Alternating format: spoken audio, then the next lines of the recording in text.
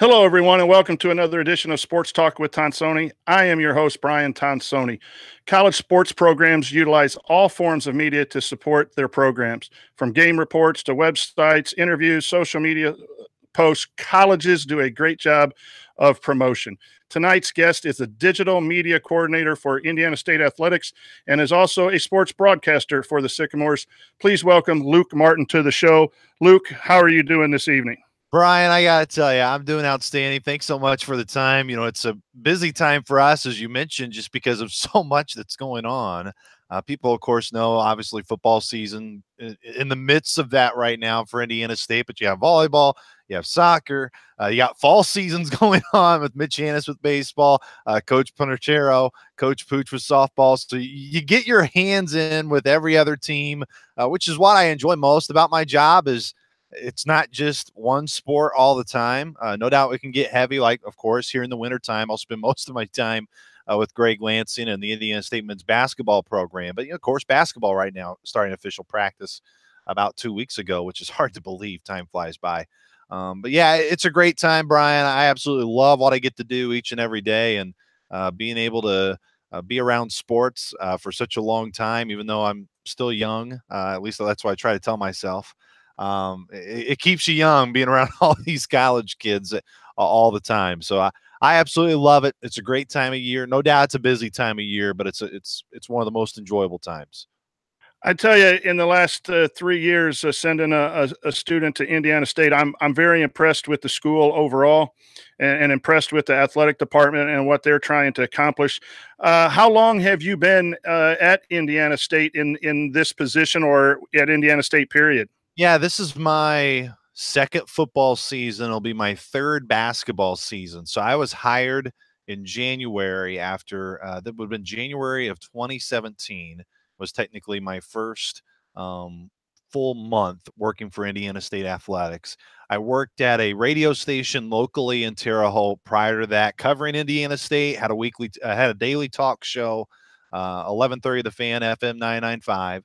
That station was sold through a merger. It was part of MS Communications. It sold to another company, which kind of put me in a spot of, okay, well, I can stay with the new company to kind of see where it goes, or I can find something else. And luckily at that time, Indiana State had an opening in their athletic department, and it was an area that I have worked in. I graduated from Ball State, went through the Ball State Sports Link program, which I'm biased, but I think that's the best program in the country in terms of developing young professionals in the business of sports broadcasting specifically.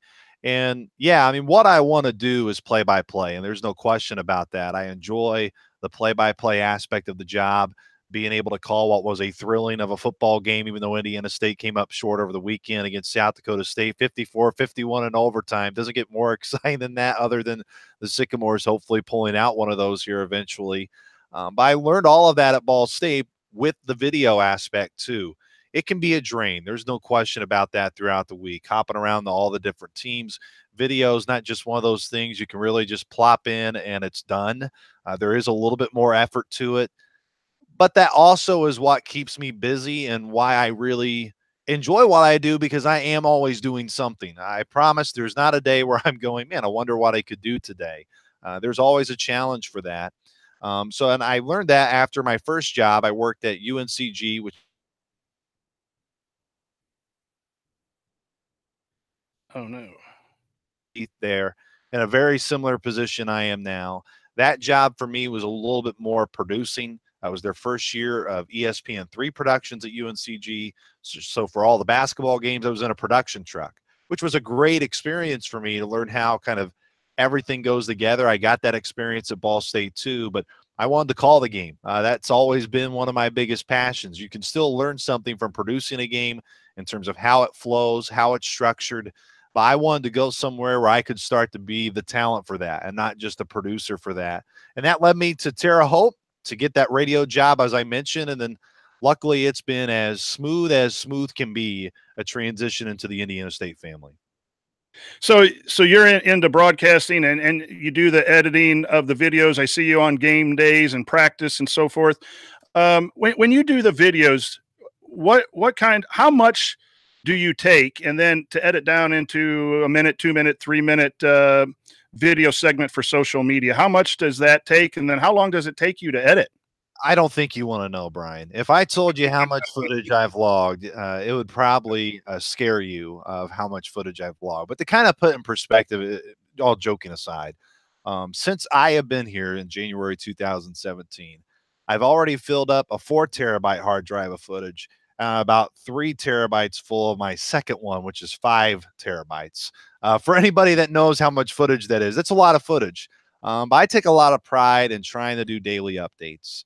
It's something that I understand that I'm lucky enough here at Indiana State where there are other video coordinators, digital media coordinators, whatever you want to call them, across the league that are also responsible for in-venue productions. And what I mean by in-venue productions are like the video boards, and they're also responsible for their ESPN productions.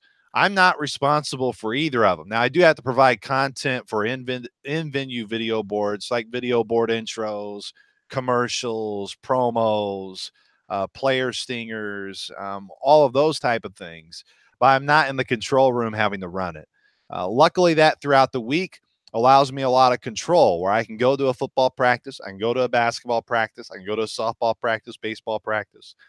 I can really do whatever I want. And a big credit to that is the leadership. It starts within our department with Ace Hunt. It goes up to Angie Lancey and Gerard Clinkscales for them allowing me to really steer the ship. There's no micromanaging. I'm not told, hey, we need X amount of videos on X. It's you can really drive that ship, drive that story. And I think that's kind of where this day and age is going. It used to be on local media. I've been on local media. It's very important. I think Todd Golden does an outstanding job, local media partner with the Tribune Star. Grant Pugh does a phenomenal job at WTWO here in town. Those guys are important, and you need those guys to help tell your story, but you also need to know how to tell your own story within the department because you're around them every day.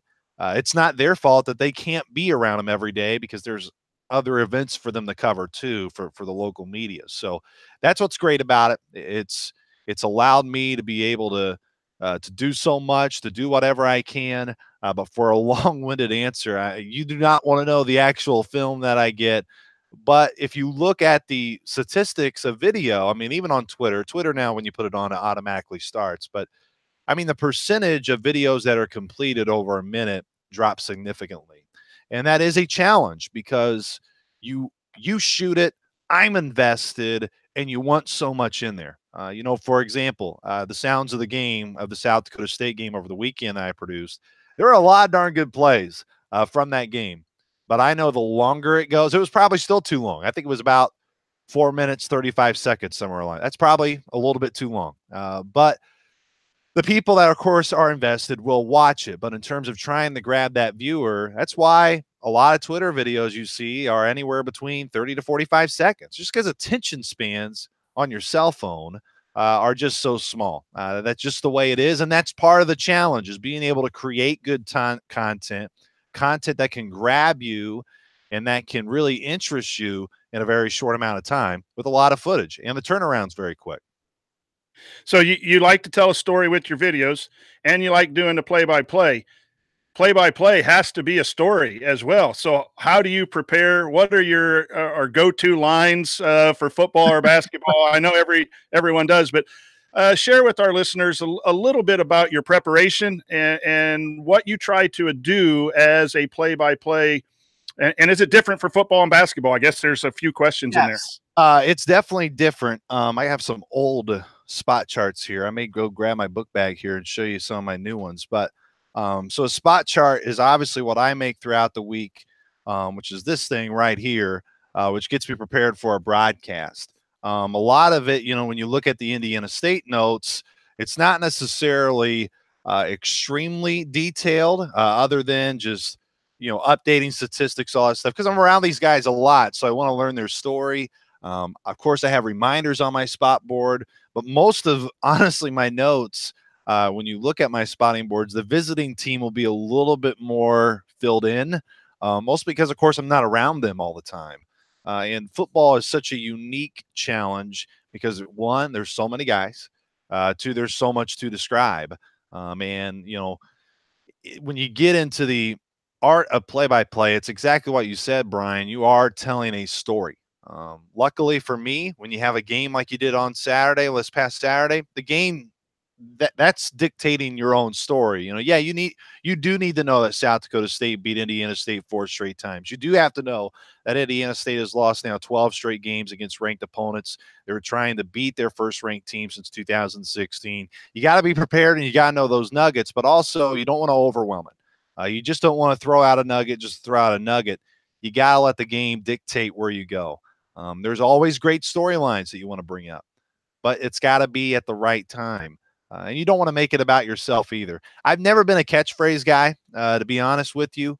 I really try my best to not to script things because I want it to be organic. There may come a day where just something happens, but that's the way I want it to be. I don't want it to be something scripted. I don't go into a game. The only thing I know that I script is, for example, Taryn Christian, who's the quarterback for South Dakota State. He was 91 yards away from surpassing the career record at South Dakota State. Those moments are coming, but I'm not going to sit here and say, okay, here's the line I'm going to use when he does. Now, mostly he's not one of our guys, so it's not as big of a deal. But you always try to remember those things. Okay, who's close to a significant milestone in their stats? If they hit this mark, that's where you got to mention it. Those are things you always got to think of, but it's also just doing a little bit more.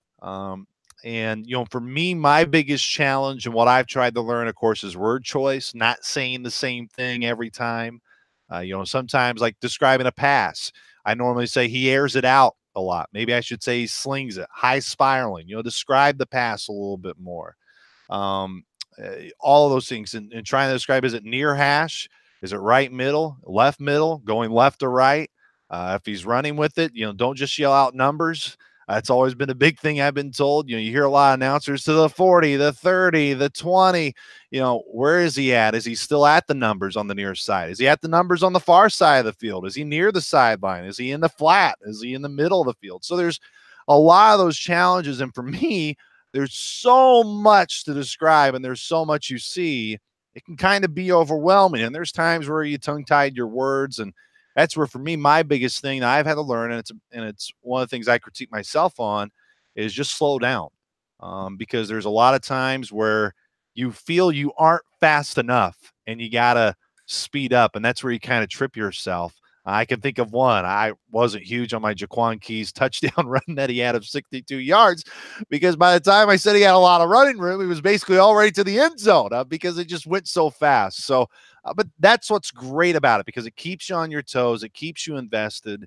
I do not, there's a lot of broadcasters who tweet during a game. I don't really do that, mostly because I want to be focused on the game.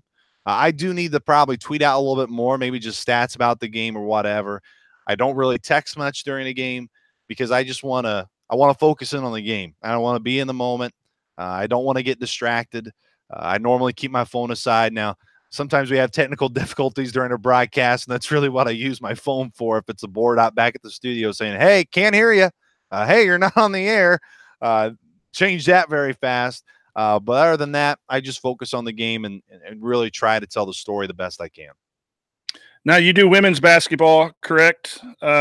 Is there any preference, or do you just like doing play-by-play for whatever sport? There is no preference. I mean, of course, Brian Fritz, who's been here, I think this is Brian's Fritzy, as I call him, and as everybody calls him. I think he's been here now for 18 years. He's been the voice of the Sycamores. And, Fritzy does men's basketball. He did do football, and I give Brian so much credit for allowing me to step in and switch over and be my analyst. That's not very easy, especially in this business where you get a lot of egotistical people that are in this position. And Brian has been a terrific teammate. And that's why I think we make a really good broadcast team.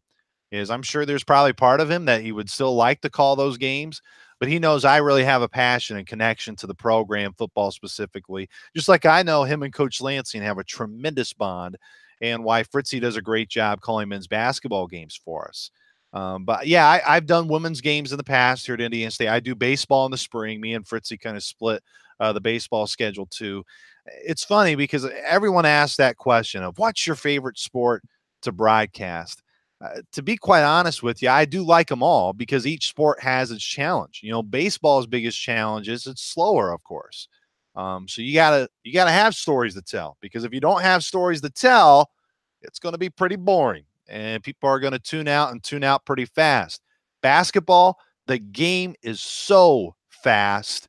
You really don't have time to dive into stories very much. You do during breaks, etc. But the game where the ball at all times is critical.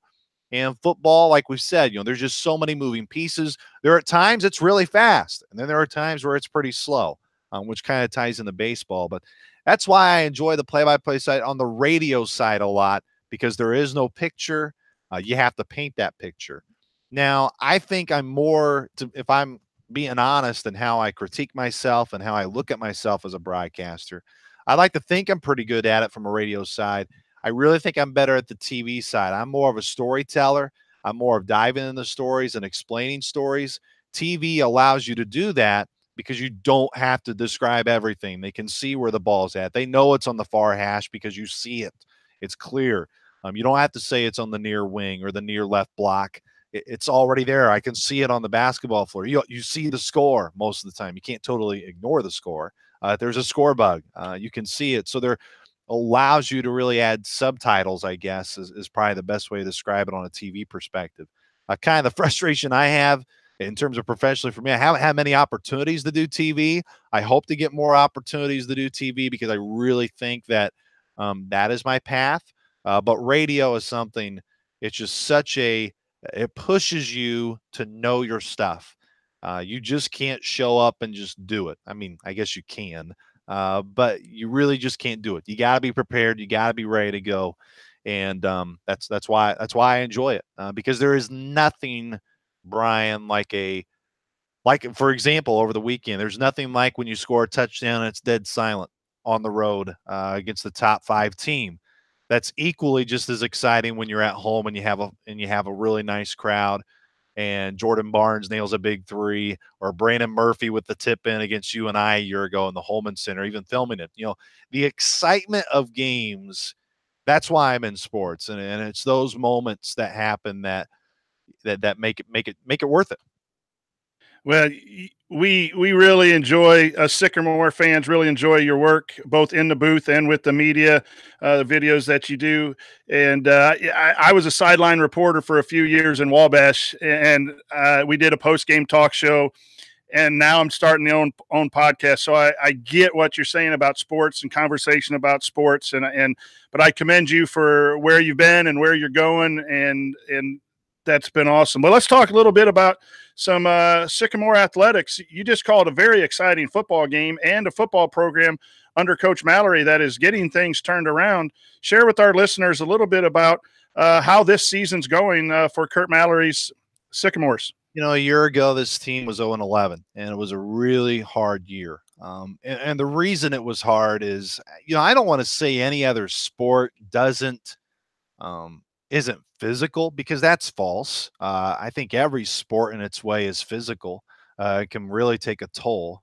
But for how much prep goes into a football game and how difficult the Missouri Valley Football Conference is, and how great a people this staff is, this new staff, and Curt Mallory, who I can go on and on about how much I appreciate him, not just as a football coach, but as a person and as a friend to me.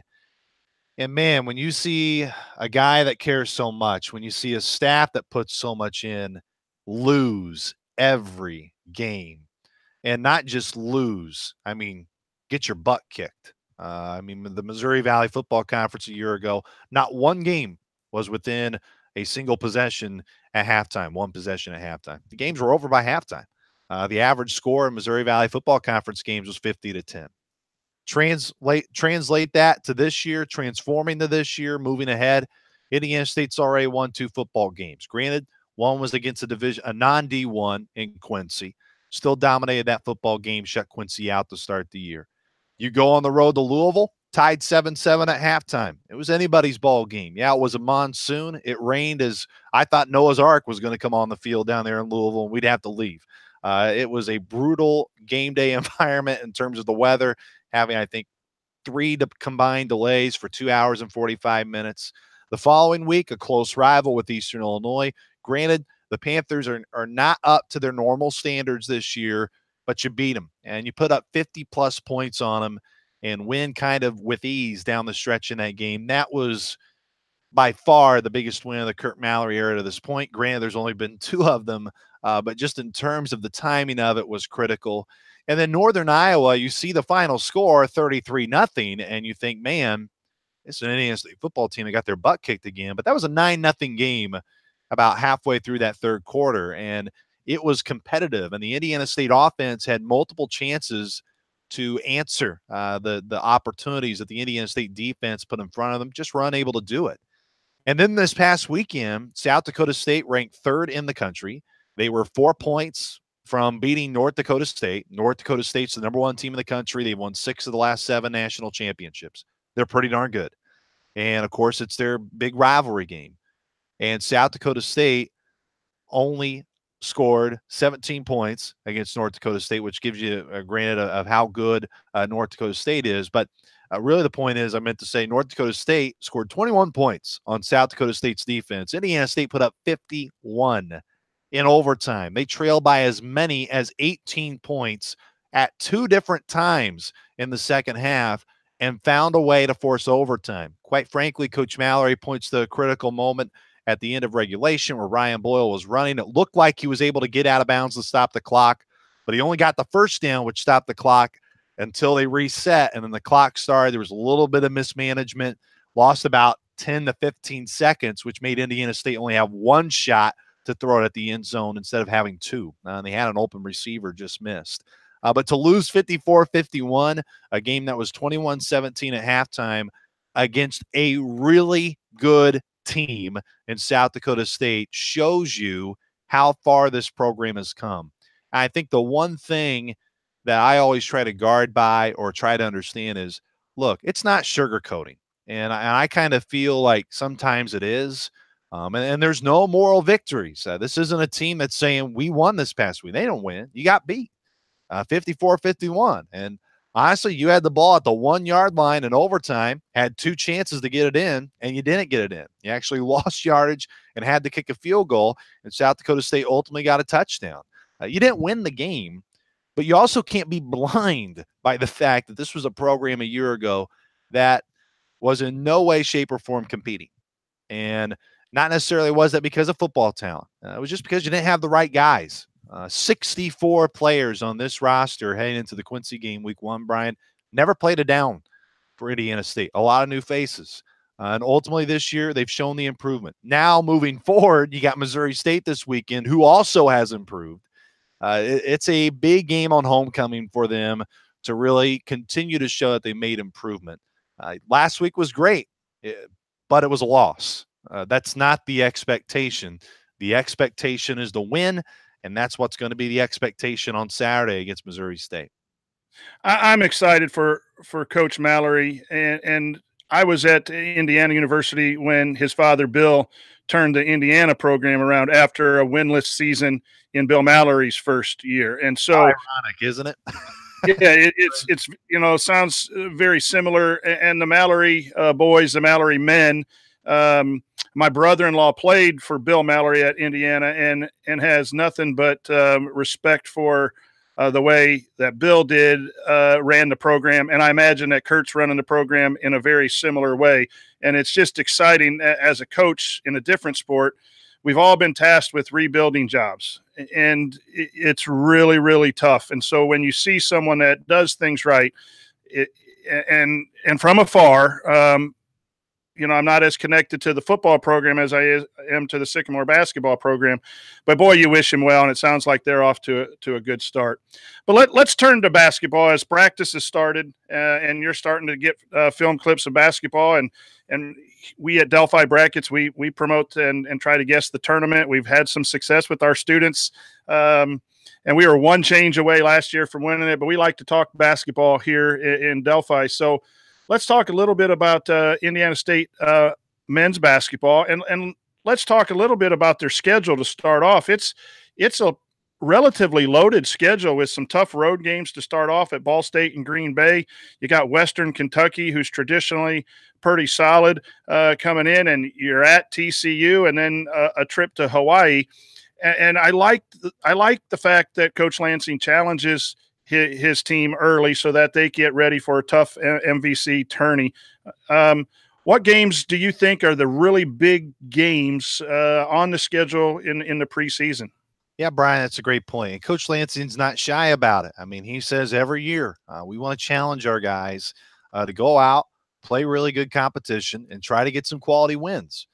Because let's be honest, unfortunately, right now, with the state of the college basketball game, mid-majors like Indiana State is, in a league like Indiana State is, look, everyone could talk about Loyola. It was a terrific run. They're really good. But you really think they're going to give the Missouri Valley Conference multiple bids? I hope so. I really do, because this league has really good teams. Illinois State's going to be darn good this year. I think Loyola, of course, even though may not be as great as they were a year ago, they still got Clayton Custer coming back. They got Marquise Towns coming back.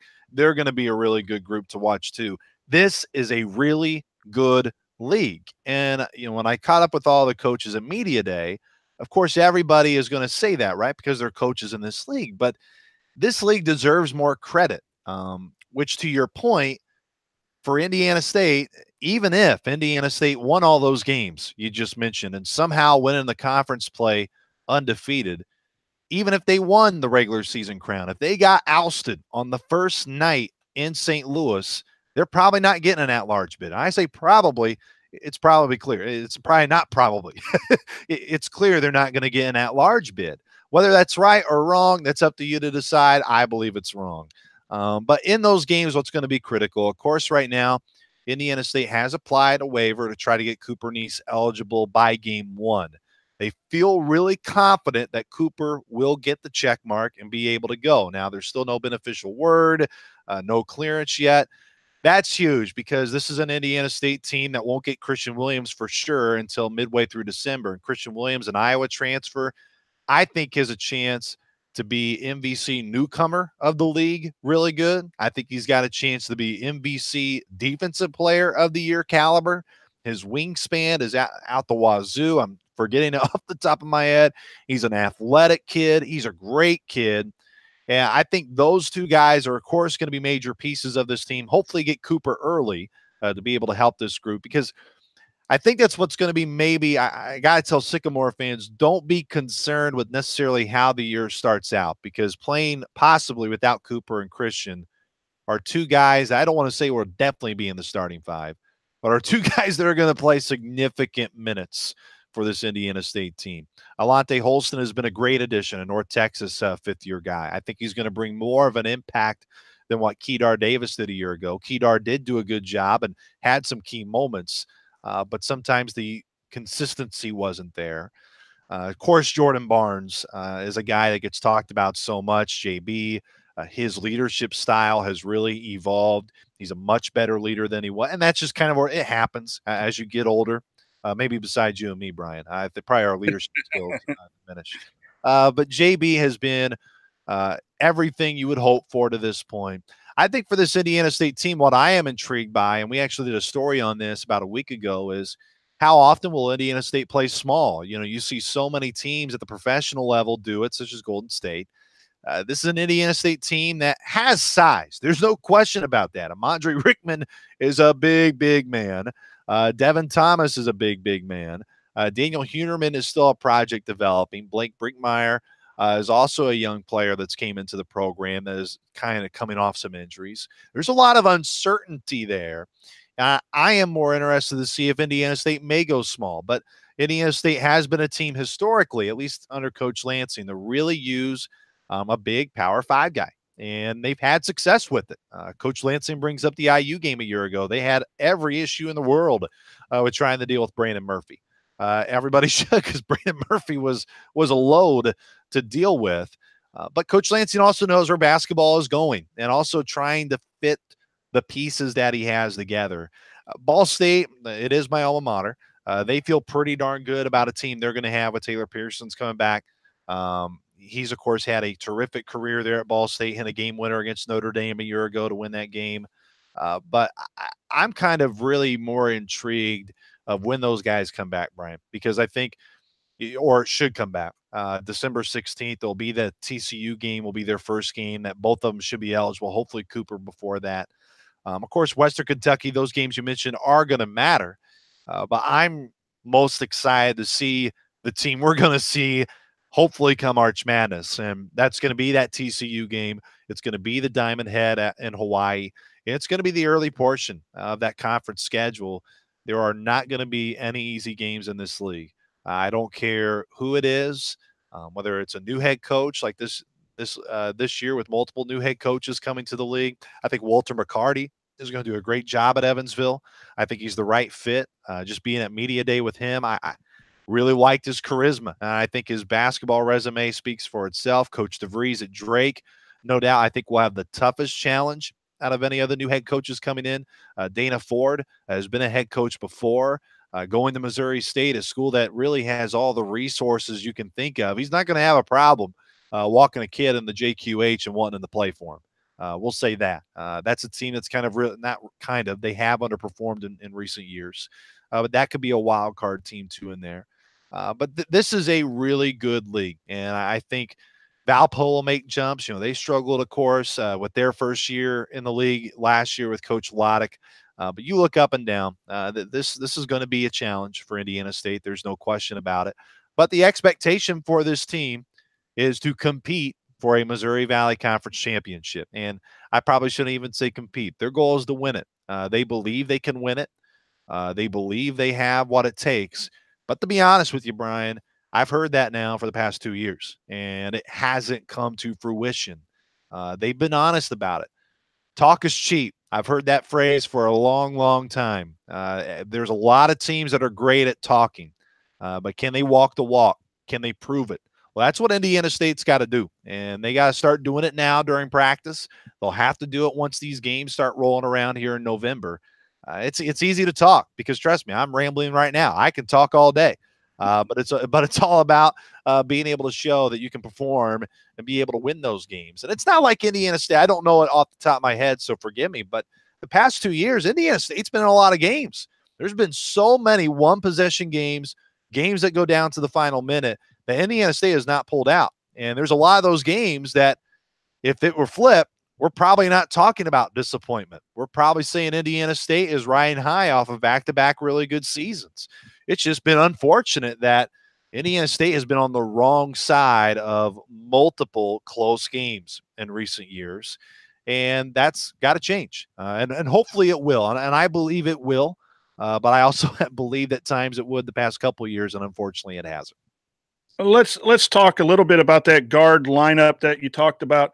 Of course, you have JB. Cooper Neese was a Butler recruit that transferred early, and that's where we're hoping that he can get released instead of sitting out till December. Tyreek Key, Clayton Hughes, a couple freshmen that came in and played well for a good portions of the game. They're now sophomores. They're impressive.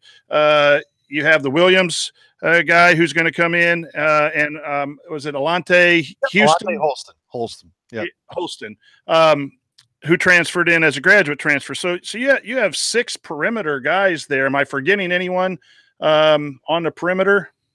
I don't think so. At least off the top of my head here. I can see Coach Lansing going 4 around 1. You got Bronson Kessinger in the post, Devin Thomas, Amandre, and working that in. I think you mentioned. And so, I'm looking at a rotation of maybe 9 or 10. What do you think is the key? It seems like offensively the Sycamores were good, and then they would take some bad shots. Defensively, they would really guard and then maybe give up a 10-point run at a key time, which led to your conversation about close games. Yeah. What to you is the most important aspect, offense or defense, for improvement? I could tell you, I got to say this, I think, mostly because of Coach Lansing watches. It's defense. But no, I would say that even not. It's going to be, can Indiana State defend for 40 minutes? That's what this team has been known for when they've been really good. And talking to every head coach in this league, at Media Day a couple weeks back. That was the first thing he said. Man, when you play Indiana State, they're going to defend your rear end, and they're going to defend it till the very end. But internally, this is a program that knows they have not been anywhere near that normal standard, Brian, and that has to get better. And that's not always something that players look forward to doing, is defending and playing defense, because it may not be sexy, whatever you want to call it, for a lack of a better phrase. Well, guess what? It doesn't matter in this program. You got to be able to defend. And you mentioned those guards. I haven't said his name yet, and that's definitely on me. But you brought up Tyreke Key, and I want to say a guy that has transformed his body, has transformed his personality too. Tyreke, normally when he would walk in the hall a year ago and say, "Hey, Tyreke, how's it going?" would just get a head nod. Now you get a, hey, Tyreke, how's it going? I'm good, Luke. How are you? Response back. He was kind of ball up as a freshman when you think of his emotions a little bit. But, man, he's come out of his shell, and not just come out of his shell as a personality, but in a basketball realm too. He is going to be a mega piece for this Indiana State basketball team. Everybody's going to be talking about Jordan Barnes, deservingly so. But I think Tyreke Key is player of the year type caliber, maybe not necessarily this year, but he's got that skill set to do it. There's no doubt in my mind, Tyreke Key. He has the work ethic, that's for sure. And it showed at times last year, too. He was a huge catalyst for Indiana State down the stretch. But how those guys make improvement. Tyreke, I think Clayton Hughes will be another. Clayton had a solid freshman year, a very athletic kid. You think of a guy that can jump through the roof. That is Clayton Hughes. Jumping is not a problem for him. You saw a lot of alley-oops to Clayton Hughes a year ago, and a lot of high blocks from Clayton Hughes a year ago. But I think defensively is where it's going to be important for this team, Brian. But also to your point, too, I mean, it's going to be whether this team can defend. And I think the post game is going to be critical of how Indiana State develops that. It's just been so inconsistent over the years. And that's why you see teams that ultimately win and make a run, Loyola. The reason they are so darn good is because they are consistently showing up each and every night. They are Indiana State. They proved it last year. They won at Loyola, by the way, the only team to do that a year ago. But also they would lose at home to Drake. Not to diminish the Drake Bulldogs a year ago. There were just some head scratchers. Could go on the road, beat Loyola, lose the last place Valpo. Again, competitively, tough league. Those games aren't going to be easy. But in terms of consistency, in terms of finding that's going to be the difference of whether Indiana State's going to be a team that's going to be middle of the pack, maybe below that, or be a team that can win a Missouri Valley Conference championship. This is Sports Talk with Tonsoni. We're talking with Luke Martin of Indiana State, and we'll start winding this down a little bit. But I've been really impressed with the coaching staff, and I know people might look at a couple of seasons under 500, but as a high school coach, when I go and watch colleges, what are they trying to do? And it seems like they're trying to do the right things. It's just the execution has been missing in certain times. But not only is it an X and O thing, with James Schmeitz has been a really, really excellent a piece of that staff, especially for my son, Brent, who is an Indiana State basketball manager. And there's a lot of respect for what Coach Lansing and all of the coaches do for the young men who are players and who are support staff. And the only thing I have to say is on your videos, there's a certain manager that always knows where you're filming. and I will give you these props that Mrs. Tonsoni really appreciates the fact that we get to peek in a little bit and see Brent. But share a little bit about how important coaching staffs are. You mentioned it in football, basketball, and a little bit about the support staff, the graduate assistants and managers, because Brent wanted me to ask. Well, what a surprise. Brent Tonsoni doesn't get enough camera time, so he wants his dad to talk about him during his podcast. Doesn't surprise me one bit. No, obviously I have so much respect. I talked about Coach Mallory earlier. I feel just as equal about Greg Lansing. You can say whatever you want. He knows these past couple of years have not been up to par. he's as open as any coach as I've been around in terms of the fans. He lets fans come to shoot around if he wants. He lets them come to practice. And if you walk in and you sit down, odds are he's going to come up and introduce himself to you, and he's going to talk to you. He's not just going to be like, "Who is that? Get him out of here." That is not him. And I always tell Sycamore fans, granted, yes, the past couple of years have been tough. There are moments in games that make you want to lose your mind. But if you go to practice, you go through a walkthrough, these coaches know what's coming. It's not that they aren't prepared. They are as prepared as they've ever been. I mean, this staff and Greg Lansing, Marcus Belcher, TP, and BC, Brett Carey, do I mean, I can't even describe how phenomenal of a job they do in terms of scouting and making sure our guys know the game plan going in. And a lot of that onus has to be on the guys. Your coaches can only help you so much. But in the ops side, because I get to work with ops staff and support staff a little bit more than necessarily assistant coaches or the head coaches for that matter, outside of just interviews and stuff like that. James Schmeitz is the best director of basketball operations I have ever been around. James has a lot on his plate, yet every time I go to him, I have a question for him. He always gives you time. And I know he doesn't have time because of how much is demanded of him. But what I appreciate about him is exactly what I appreciate about Coach Lansing and all of our coaches here. I can have all of the ideas in the world. Great video idea, great video content, play-by-play stuff, whatever. It could be the best. But if you don't have access and you're not allowed in the locker room and you're not allowed around, it doesn't matter. Those guys from trips, allowing me to go on trips, fitting me on a chartered flight, getting me on the bus, wherever it is, that speaks volumes of them making sure I have a spot and making sure that I'm welcomed. I've been a part of teams that I've had to wait till the team is done eating and leaving and can't even be part of the team meal. They allow you in. Now, you let the guys eat first, of course. Brent, by the way, probably jumps the gun. Brent always gets his food first. He can't wait very much. No, that's all joking. But, just little things like that. They make it feel part of a family. They really do. And they're there for you more than basketball. And, this is kind of really the first group, to be honest with you. I've had a lot of interaction with managers. I've always been around managers just because they're there. But I don't think really people understand the amount of work that takes.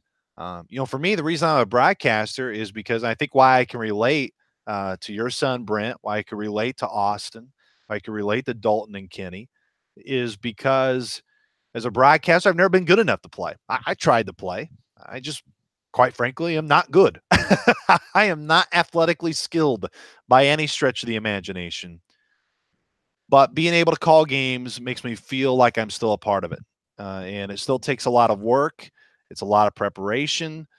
But you know what? It makes me feel part of the team. And those guys do even more work that just quite frankly doesn't get noticed, whether it's doing laundry till the wee hours of the morning, setting up practice before the guys even get there, going and getting groceries before practice, class checking, whatever the issue may be and whatever they help out with, it doesn't get anywhere near the attention as it should. And those guys care just as much, if not more, than the guys who actually play. And I think that's what makes those positions, that's what makes those guys crucial to be part of your program. Because I think when you're in it every day, you sometimes need a different perspective. And, when you're a player and you're just around players all the time, sometimes talking to a manager, talking to a broadcaster, talking to somebody outside the program can do you a lot of good. And understanding why they're in it. That's kind of what I always remind myself. Even when you have a bad day, why are you in it? Why are you here? Why do you do what you do? And that it's all about relationships. And I think that's why those guys do it.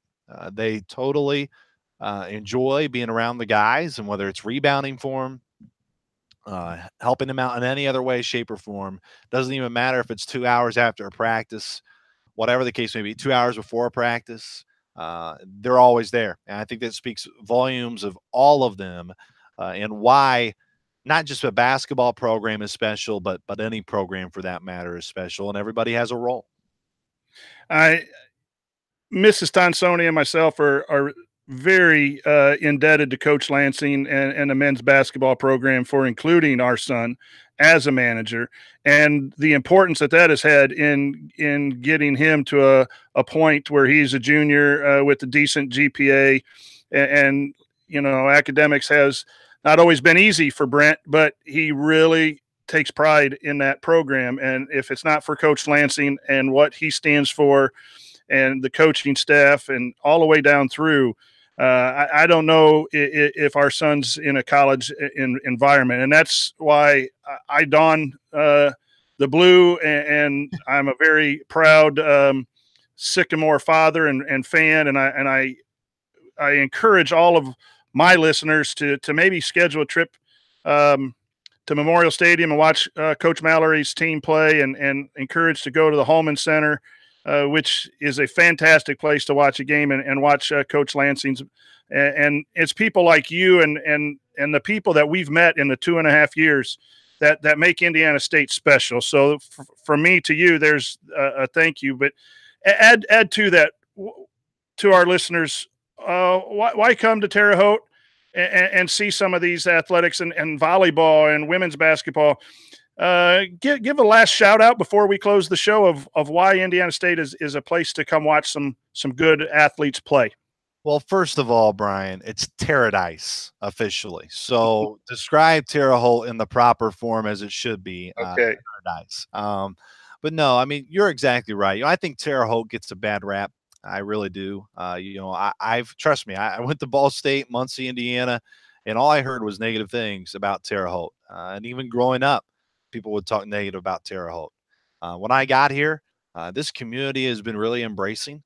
No doubt there's always been even a challenge, I think, between the community and Indiana State. I think that sometimes is still ongoing.